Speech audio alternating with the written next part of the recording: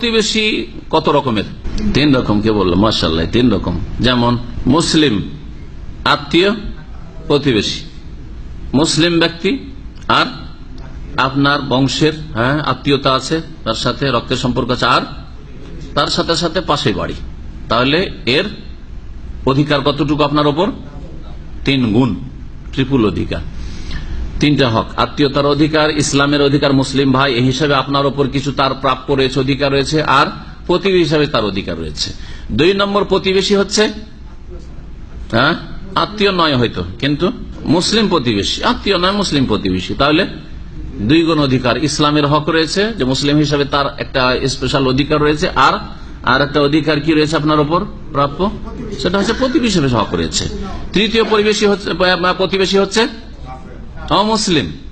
অমুসলিম কিন্তু প্রতিবেশী, তার মধ্যে একটা গুণ আছে, সে অমুসলিম আর আপনার আত্মীয় না, আর সে কি অমুসলিম। অমুসলিম সে, আর সে আত্মীয় না, কিন্তু একটা গুণ তার মধ্যে রয়েছে, সেটা হচ্ছে তোমার প্রতিবেশী, আশেপাশে বাড়ি, মহল্লাতে বাড়ি। প্রতিবেশী মানে শুধু পাশের বাড়িটা নয়, আপনার মহল্লায় বাড়ি, যেখানে যেই রকম যোগাযোগ থাকে, একটা মহল্লার, একটা পাড়ার, একটা গ্রামের লোকের সাথে যোগাযোগ আছে।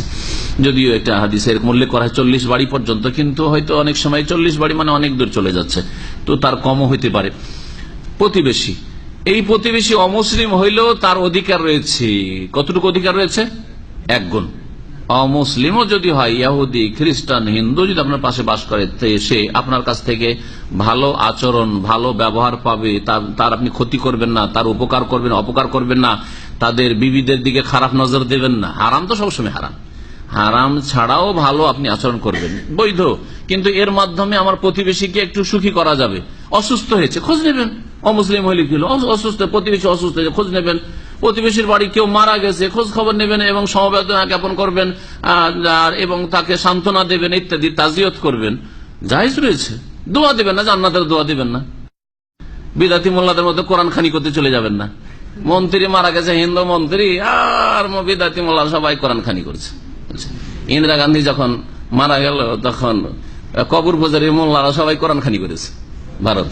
যে যারা ওই যুগে ছিলেন হয়তো অনেকে জানেন, যারা পত্র পত্রিকা পড়তে না জানেন তো এই জানাইলাম। তো এইরকম বিদাতি মোল্লারা, তাদের ধর্মকর্ম হচ্ছে দুনিয়ার ধর্মকর্ম, তাদের কোরআন হাদিস ধর্মের সাথে কোন সম্পর্ক। কাফের জন্য দোয়া করা যাবে না, জি, কিন্তু কাফের সাথে সদ্ব্যবহার করা যাবে। সদ্ব্যবহার আল্লাহ।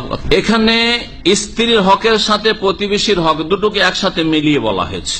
এটা থেকে বোঝা যায় যে যেমন স্ত্রীর অধিকার রয়েছে, তেমনি প্রতিবেশীর একটা বড় অধিকার রয়েছে। এবং এটাকে উল্লেখ করতে গিয়ে বলা হয়েছে, আল্লাহর প্রতি যদি ঈমান থাকে আর পরকালে ঈমান থাকে, তাহলে তোমার চিন্তা আছে যে আল্লাহর কাছে জবাব দিতে হবে, পরকালে যেতে হবে, আল্লাহ পাক ধরবেন, আল্লাহ পাক জানছেন। সুতরাং স্ত্রীর সাথে খারাপ আচরণ করি তো আল্লাহ ধরে নেবেন। স্ত্রী কিছু করতে পারে না, বেচারা মজবুর, নিরুপায়, ওর বাবার বাড়ি তার ফিরে যেতে পারছে না, আর সেই জন্য আপনার বাড়িতে অসহায় আছে। তো আপনি মনে করেন আপনাকে ধরার কেউ নেই? অবশ্য ধরার রব্বুল আলামিন আছেন। এই জন্যই কথাটি বলা হয়েছে, যারা আল্লাহর প্রতি বিশ্বাস রাখে, পরকালে বিশ্বাস রাখে, প্রতিবেশীকে কষ্ট দেবে না, আর স্ত্রীকে কষ্ট দেবে না, কাউকে কষ্ট দেবে না। মজলুম ব্যক্তি, গরিব, সে অসহায়, দুর্বল, দুর্গত, সে আপনার কিছু করতে পারবে না, কিন্তু তার সৃষ্টিকর্তা, আপনার সৃষ্টিকর্তা, তিনি যে খবর রাখছেন, তার কাছে যখন আসামি হাজির হবেন, কঠোর শাস্তি দেবেন আল্লাহ পাক রব্বুল আলামিন। বরং দুনিয়াতে যদি পাকড়া করেন, আপনার করার কি আছে যখন আল্লাহ ধরে নেবেন তখন। সুতরাং আল্লাহকে ভয় করতে হবে। এই হাদিস দ্বারা আরো বোঝা যায় যে দুনিয়াতে পুরোপুরি সুখের সামগ্রী পাওয়া যাবে না, পুরোপুরি মনের চাহিদা পূরণ করা সম্ভব নয়। সবাই বলুন, আমি এমন স্ত্রী চাই, সুন্দরীও হইতে হবে আর দিনদারও হইতে হবে।